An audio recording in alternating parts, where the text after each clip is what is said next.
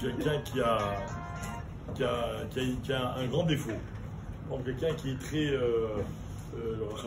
quelqu'un qui a un problème de gava. D'accord? Ou bien quelqu'un qui est très coléreux.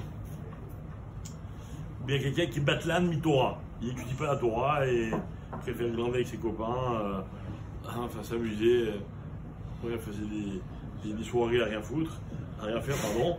Ok, est-ce qu'on a le droit de dire à ses enfants, parce que j'ai le droit de dire à mon fils, voilà, éloigne-toi de cette personne parce que moi j'ai envie de préserver mon enfant et j'ai pas envie qu'il apprenne de cette personne. Hein?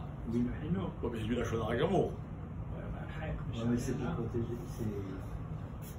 C'est pas évident, c'est que je vais dire à mon fils, attention, il a tel défaut, éloigne-toi de lui. Oui, la question peut se poser différemment. Est-ce qu'on peut faire de la shonara contre un rachat?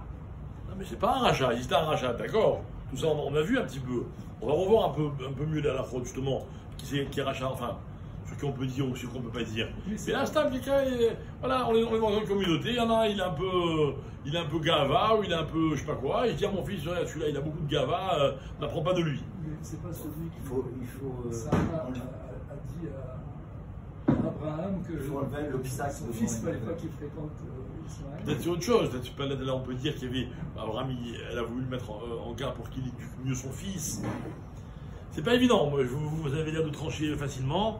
Bon, les Maasé, il dit que Nachon Loma, ça veut dire Nachon lo les saper d'avoir kze libno ou les talmidav ou la ziram chez le tramou imo. D'accord? Que chez le kédé chez le medou maasav.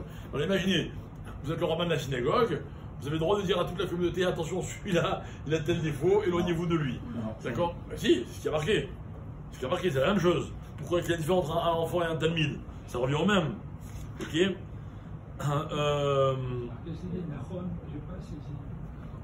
Nachon, de mettre en garde son enfant ou son élève. Oui, mettre en garde. De oui mettre en garde. Ok? Maintenant, alors il dit, mais tout ça, c'est sur la base de ce qu'on a déjà expliqué, à savoir que lui, celui qui aimait sa père, il ne faut pas qu'il ait la kavana de l'évasote, c'est-à-dire de dénigrer celui dont il parle.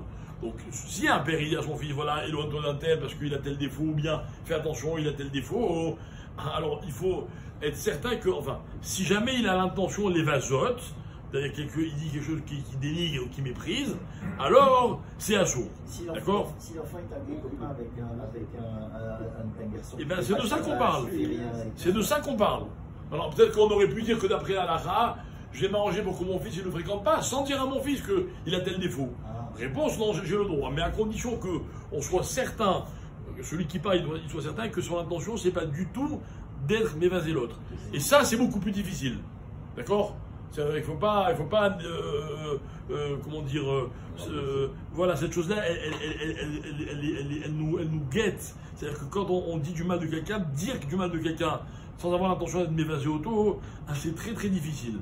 Alors on a le droit de le faire pour le rideau de nos enfants ou un rave par rapport à cet talmidim, mais encore une fois, il faut être extrêmement honnête et savoir ne pas être m'évaser, ce qui encore une fois n'est vraiment quelque chose qui n'est pas évident. Voilà pour aujourd'hui. Mincha, si Dieu veut, on a dit 17h45, tout à l'heure.